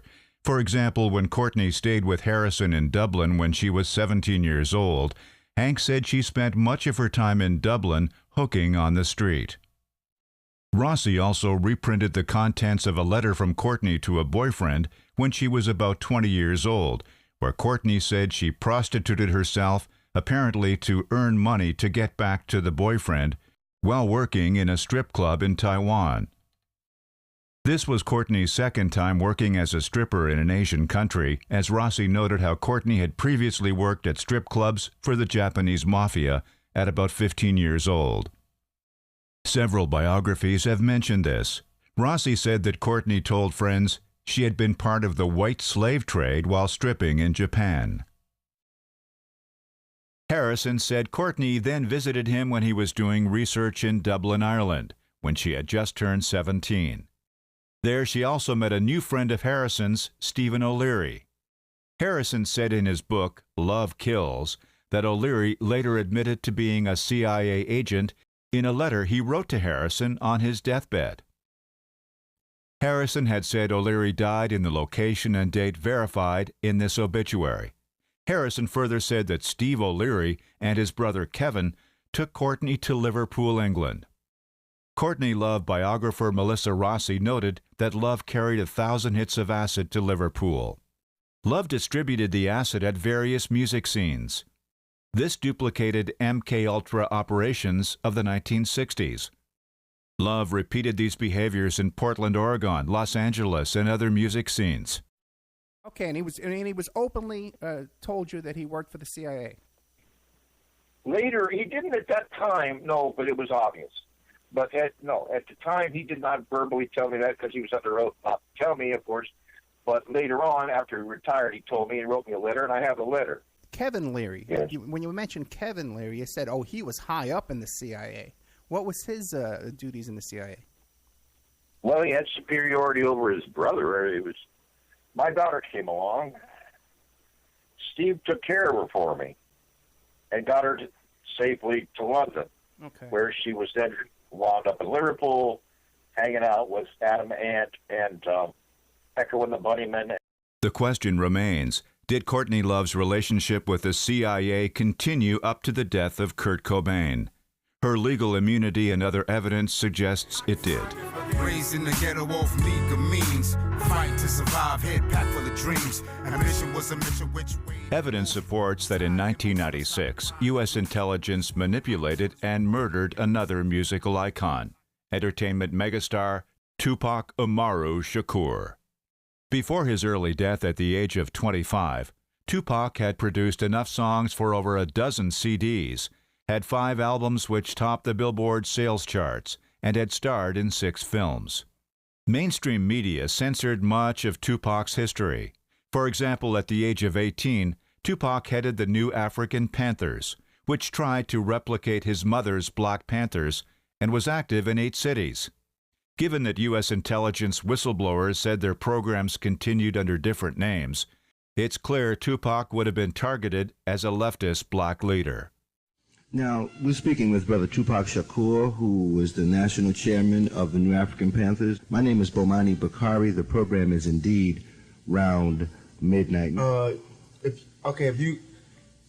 believe that the New African Panthers are about serious freedom, really reaching out. Along with his mother, Afeni, many other former Black Panthers, including Watani Tayehimba, mentored Tupac throughout his life. Tayehimba was a co-founding national security director of the New African People's Organization, NAPO, and became Tupac's business manager. NAPO's national chairman, Chokwe Lumumba, became Tupac's national lawyer. Ambition was a mission which way to move. I'm tired of hearing my mama sobbing, crying the blues. Went to school in high waters, were crossing the gang borders. Between the time of Tupac's first and second solo CD release, Tupac and his imprisoned stepfather, Mutulu Shakur, devised their thug life plan for Tupac to develop a gangsta persona as part of a plan to appeal to gangs, then politicize them. This was part of Tupac's extended Panther family's work at getting the nation's largest warring gangs, the Bloods and the Crips, to call peace truces with each other and engage in leftist activism. The gang peace truces spread nationally, and Tupac directly aided them, helping bring together gang leaders at gang truce picnics. Tupac and Mutulu also developed a code of thug life to help decrease the damage gangs do to their communities.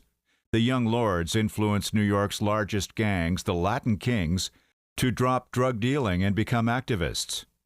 The Code of Thug Life is a revolutionary document go online and look at Tupac's Code of Thug Life. He began to broker the peace between these gangs. If gangs are allowed to flourish because they're doing the job of the oppressor in terms of eliminating young black men, that's what neocolonialism is. I don't have to come in as the oppressor in my uniform, with my army, with my people who look different, and kill you and lock you up. What I can do is create a psychological climate of self-hatred. I can pour in the guns and pour in the drugs and step back and let you do it to yourselves. And nobody's seeing where it's really coming from. And so Fred Hampton got killed in Chicago for the same thing. He had taken the Young Lords, the toughest, best organized, largest street gang, Puerto Rican street gang in Chicago, and helped them become a revolutionary organization called the Young Lords Party. Went to school on high waters, we're crossing through gang borders, breakdancing on the block just to cop a few quarters. Catherine Austin Fitz, a Wall Street insider who had also worked as Assistant Secretary of Housing under the first President George Bush, detailed how vastly street drugs prop up various corporate stocks. She evolved politically and tried to expose this, such as in this article in Narco News, in which she details how several street-level drug dealers each make at least several $100s a day, 250 days a year, equaling a net of at least $100,000 a year for their supplier. Fitz said this money is laundered by establishments dealing in cash. These include restaurants and banks who hide the cash in their accounting ledgers as money received legitimately, and then return the money to the higher-level dealers in a way that makes their money appear legally earned.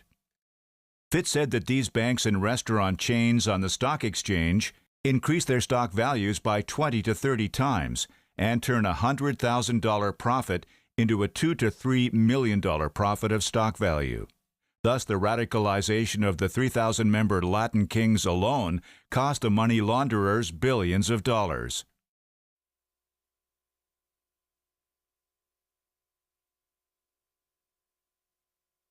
One of the ways that we've financed the growth of multinational corporations and big banks and the rise of the Dow Jones is by selling narcotics to our children. It's one of the most profitable businesses in America.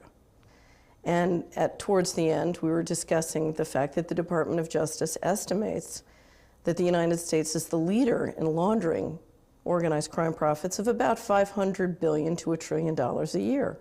So I asked the audience, what would happen if we stopped being the worldwide leader in laundering $500 billion to $1 trillion a year? And they said, well, you know, if we stopped, our mutual funds would go down in price, the stock market would crash.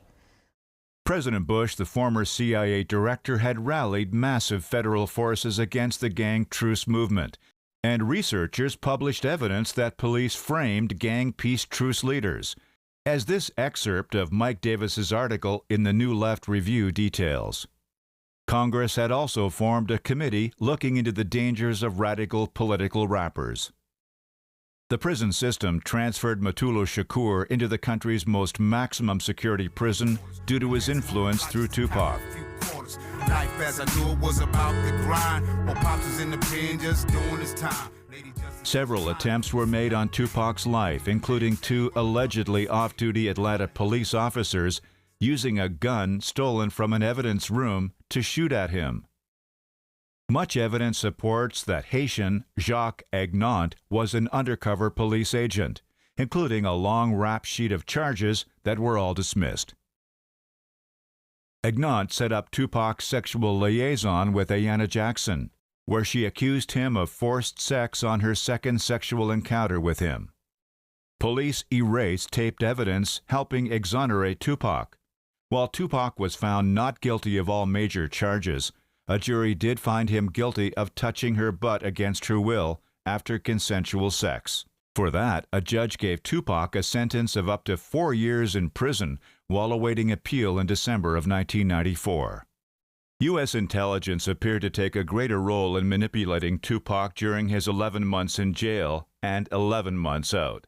First, they practiced penal coercion on him, which involved extreme psychological manipulation techniques. They coupled this with COINTELPRO tactics to instigate the East Coast versus West Coast rap war between Tupac and his rapper friend Biggie Smalls. And they coerced him to join the music label Death Row Records while still in jail. Lady Justice is blind, can't see our pain. Ain't do a damn thing when my brother was slain. Death Row had dozens of police officers working at all levels of their company, particularly Reggie Wright Jr., whose father, Reggie Wright Sr., headed the Compton area's police gang division. When investigating, police detective Russell Poole asked about the purpose of the police officers in death row records. His superior said they could be considered covert agents. Police reports stated that death row trafficked drugs and guns, but were never charged. Death row employees said Knight tried to end the gang peace truce, and evidence supports death row aided the murder of Tupac. Death row also produced the most negative Tupac songs, which promoted weed and alcohol while also exacerbating the East versus West rap war. Georgetown law professor Michelle Alexander wrote The New Jim Crow about how U.S. intelligence has contributed to the mass incarceration of blacks through long jail sentences for nonviolent drug offenses, such as marijuana possession. The following are excerpts from the award-winning filmmaker Nick Broomfield's movie Biggie and Tupac. Broomfield presented Detective Poole's press conference about his superiors blocking his investigation, as well as his beliefs that his fellow cops aided in Tupac and Biggie's murders. Detective Poole had presented reports on death row's drug trafficking. He also cited the police officers in death row, including its security director, former cop Reggie Wright Jr., whose father headed a police gang division. I provided the chief with enough information and evidence that would warrant a full probe, and at that meeting I was ordered not to investigate any further. Ex-Detective Poole resigned after 18 years on the force when he was prevented from investigating fellow police officers whom he believed to be involved in the murders of Biggie Smalls and Tupac Shakur. Because it was no secret that Death Row Records was involved in drug trafficking. Between 30 and 40 police officers, some of whom are seen here, worked off duty for Death Row. This is Reggie Wright Sr., Chief Gangs Officer.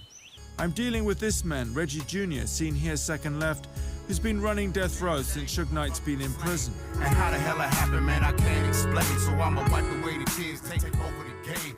By the summer of 1996, Tupac said he fulfilled his Death Row Records contract and started his own record label, Euthanasia, with its logo seen here on his medallion. Tupac had further majorly decreased his drinking and weed smoking, as noted here by rap mogul Russell Simmons, and he got engaged to Quincy Jones's daughter, Kidada. A death row guard, Kevin Hackey, who was also working for the FBI, apparently turned on the FBI when he warned Tupac not to attend a Mike Tyson boxing match on September 7, 1996 in Las Vegas. Death Row fired Hackey immediately after they learned about the warning. Tupac went to Las Vegas and was shot in a drive-by incident after the fight.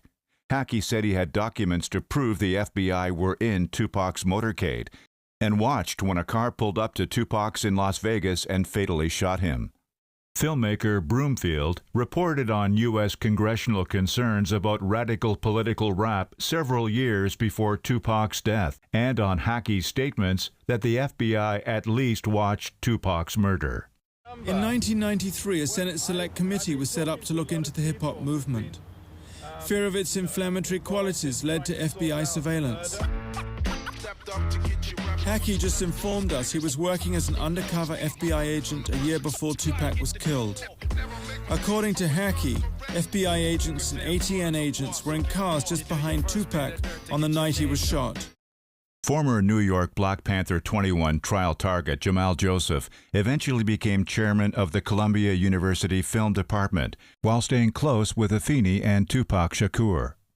Joseph described his belief that Suge Knight and others at death row influenced Tupac to start smoking weed again. They appeared to do this for U.S. intelligence to both manipulate Tupac and then take him down when he was leaving Death Row Records to become a more sober and positive leader. He also talked about the fact that he was going to stop getting high. And I know that, when he got out, that when he got into the car on the way to the airport, Suge Knight was like, man, here, have a drink. Here's a blunt. Now, right away, it's manipulation and a different agenda. And so I think that that there are people, Suge Knight and other people, that took those things and just go like, okay, we don't want him thinking clearly. But yes, I think he was targeted because he was a Shakur, and because they know connected with that name was not just the legacy, but the activism and the ability to organize millions. You never know who's plotting because the stake is sealed till they skirt get pulled up and the truth revealed. Cats fake it just Starting around the mid-1990s, U.S. intelligence appeared to push another drug, MDMA or ecstasy. MDMA's precursor drug, MDA, had been used in the CIA's MK-Ultra experiments. Many studies conducted in various countries revealed that ecstasy led to memory loss, with even infrequent usage. The apartheid South African government appeared to use ecstasy as a weapon against its black citizens. The assistant to the head of South Africa's Chemical and Biological Warfare Program said his boss, Walter Basson, directed him to manufacture a ton of ecstasy. The post-apartheid government charged Basson with selling 1,000 hits of ecstasy in South African black neighborhoods.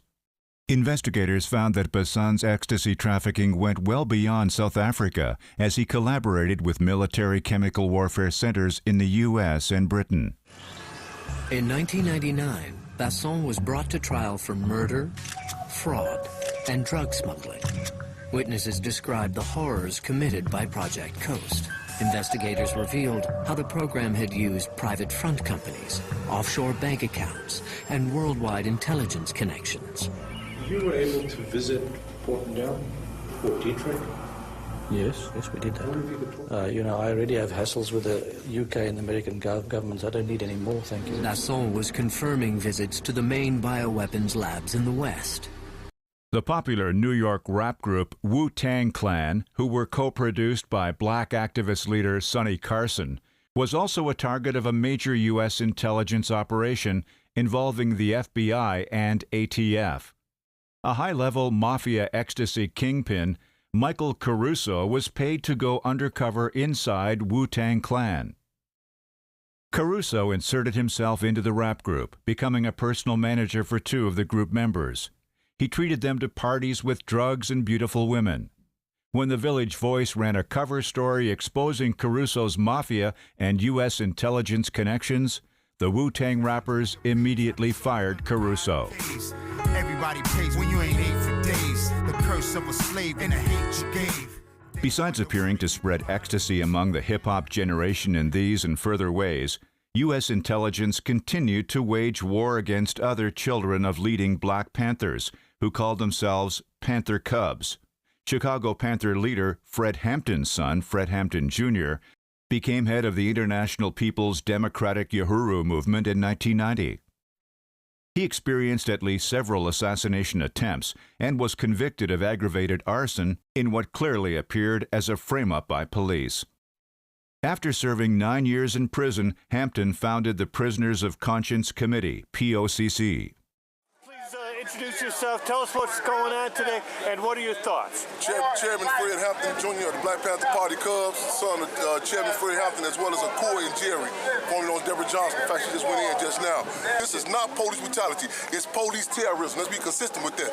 We got to organize and be very clear that there is a gang problem in this city, and the worst gang in this city is Chicago Police Department. You know what I'm saying? We got to be consistent with that. The police, in fact, former Superintendent of Chicago Police Leroy Martin himself said that the worst gang, the baddest gang in the city, Chicago Police Department. They plant drugs on you. They do drive-bys. The whole lick. We not gonna get sidetracked with the police calling. We very clear. Ain't no war on drugs, no war on guns, no war on gang. It's war on our black ass. Point blank. By the new millennium, two new groups that received much attention bore a strong resemblance to and had many of the same links as the CIA MK-Ultra's Human Ecology Fund. Officials in the Pentagon aided the new organization, the Multidisciplinary Association of Psychedelic Studies, or MAPS, which had started in 1986. The similar Hefter group started near that time and did similar work with the help from the Rockefeller family. People associated with both MAPS and the Hefter Institute worked with William Leonard Picard, who, with longtime paid U.S. intelligence partner Gordon Todd Skinner, rose to become the top-known LSD trafficker by the new millennium. Picard manufactured 10 million hits a month in a decommissioned missile silo in Wamego, Kansas. Picard had previously met with the Brotherhood of Eternal Love's top scientist, Tim Scully, in 1974.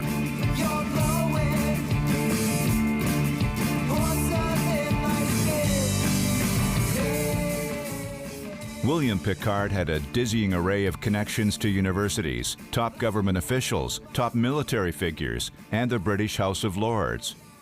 Picard regularly met with many MK Ultra contractors as well as receiving payments at one time from the Drug Enforcement Agency in the 1980s. Picard had also manufactured MDMA, or ecstasy. In November of 2000, some apparently honest Drug Enforcement Agency officials arrested Picard for his acid trafficking. Most of Picard's powerful associates went unpunished for this acid trafficking, including his very wealthy U.S. intelligence agent partner Gordon Todd Skinner, as well as MAPS and Hefter-funded Harvard Medical School professor John Halpern, who admittedly gave Picard $299,000 in cash in 1998 with no explanation. The international drug wars continue today in various other ways. In 1991, President George H.W. Bush launched the Andean Initiative, allocating $4.5 billion purportedly to eradicate cocaine-producing coca crops in Colombia and other Latin American countries. President Bush called it an anti-drug campaign, but coca production tripled from the time he launched it in the 1980s to 2000. On September 11, 2001, planes flew into the World Trade Center and an attack also occurred at the Pentagon. President George W. Bush quickly blamed Osama bin Laden's al-Qaeda and linked them to Taliban-controlled Afghanistan. Less than 1 month later, on October 2, 2001, President Bush started the longest-running war in American history in Afghanistan. Since then, Afghanistan has become the largest opium-producing area in at least 60 years.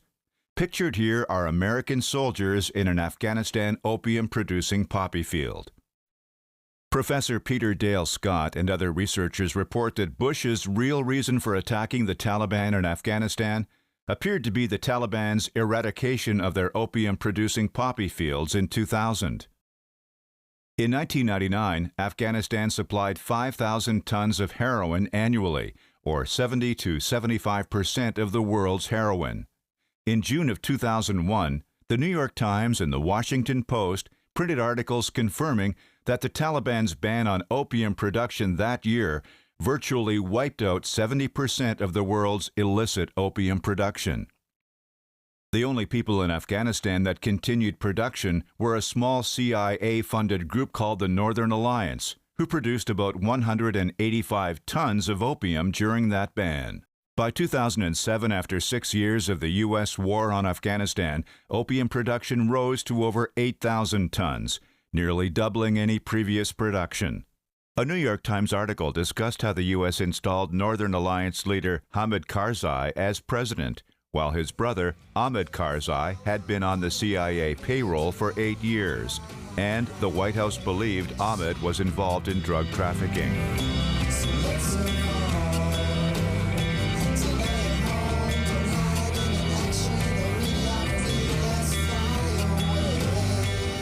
In September of 2011, a group of activists that called themselves Occupy Wall Street protested in a park across from New York's Wall Street financial district. They started chanting the notion that most Americans are the 99% of the population from which the 1% wealthiest are stealing. The Occupy movement spread around the country, and U.S. intelligence began targeting them in various ways. In 2012, activist videographers released footage of their investigation of what they deemed MK Occupy Minnesota, with a clear reference to CIA's MK Ultra. They found that police intelligence bribed Minneapolis Occupy activists to smoke potent weed, along with the potentially psychosis-causing spice and K2. Then they interrogated these activists about other Occupy activists and offered them bribes to become police informants on the Occupy movement. The police officers involved were found to be part of a national drug recognition program active in 49 states and Canada.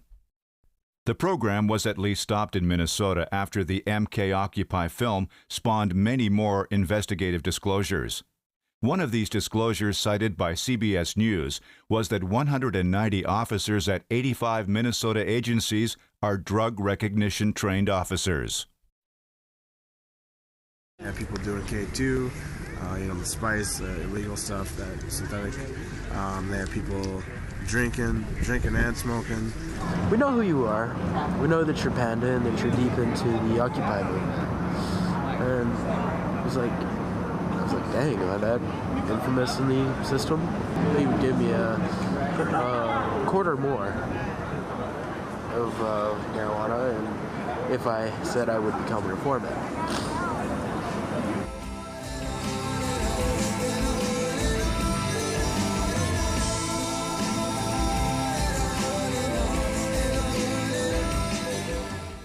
In the arena of opium and money laundering, Bloomberg News reported that by 2013, J.P. Morgan Chase was the largest bank in the world. John Pierpont Morgan was a descendant of the Pierpont family that had intermarried with the Russell family, the top American opium traders. In 2013, President Obama's administration fined J.P. Morgan Chase Bank over $2 billion for not safeguarding against money laundering and other illegal practices. Europe's largest bank, HSBC, had a record-breaking money laundering settlement with the Obama administration in 2013, yet was allowed to keep its enormous profits. No one went to jail. That year, HSBC was the world's third largest bank and sixth largest public company. HSBC stands for Hong Kong and Shanghai Banking Corporation, and a Scottish lord founded it in 1865 with the help of his opium trading profits. Hong Kong grew at an astonishing rate. A new bank was founded to service the China trade, the Hong Kong and Shanghai Bank. We know it as HSBC. So, two of the three largest banks in the world gained their start from opium shipping money. As detailed earlier, evidence supports that America fought its two longest wars in the Golden Triangle area next to Vietnam and at the other end of that Himalayan mountain range in the Golden Crescent of Afghanistan, starting in 2002 over opium. In October of 2017, Newsweek magazine reported that under President Trump administration orders, the U.S. military dropped more bombs on Afghanistan that September than dropped in any other month in the previous 7 years. Their drug wars continue, while more and more activists are rising up to stop them.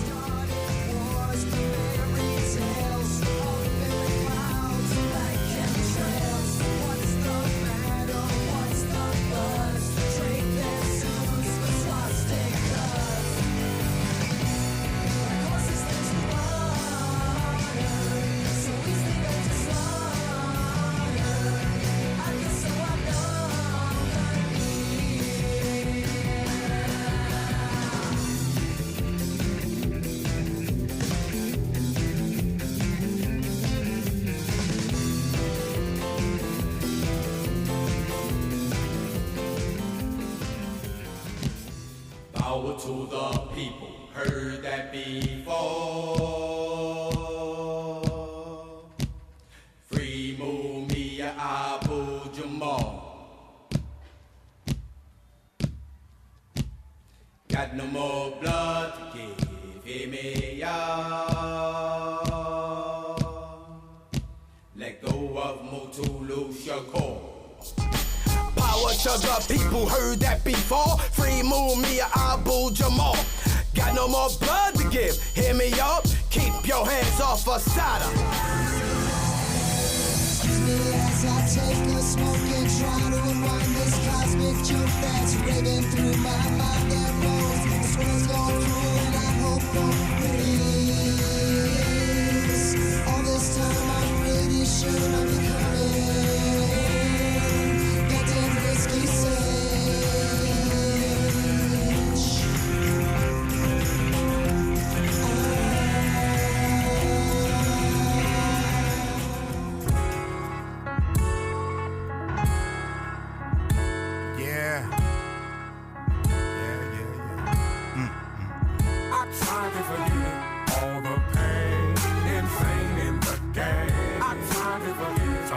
a dollar bill out of some change. But I'm right up here. The ghetto streets, everywhere is the same. I try to forget all the ghetto BGs trying to make them a name. I try to forget. Raised in the ghetto off league of means. Fight to survive, head packed full of dreams. Ambition was a mission, which way to move. I'm tired of hearing my mama sobbing, crying the blues. Went to school on high waters, we're crossing through gang borders.